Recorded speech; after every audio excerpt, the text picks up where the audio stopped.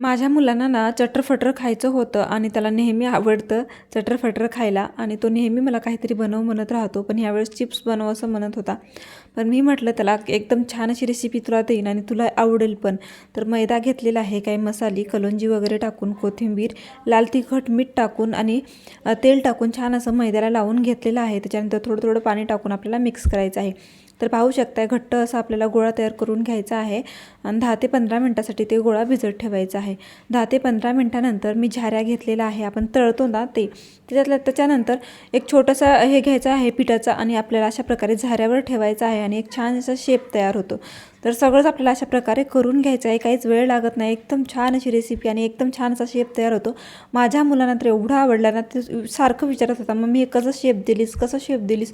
तर मी त्याला सांगितलं नाही, तू खा अगोदर म्हटलं, नंतर सांगते. तर त्याने खाल्ल्यानंतर ना विचारलं, त्याला सांगितलं तर इतकं आवडलं ना, तो पण मला म्हणत होता, मला म्हणायचं ना मी पण ट्राय केलं असतं. तर पाहू शकताय भरपूर सारं बनवून घेतलेलं आहे आणि तेलसुद्धा गरम केलेलं आहे.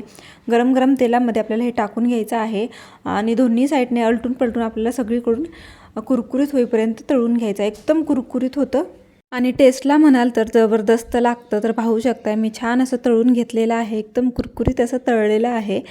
आता आपल्याला बाहेर काढून घ्यायचं आहे आणि राहिलेलं जे आहे ते सुद्धा आपल्याला अशाच प्रकारे तळून घ्यायचं आहे.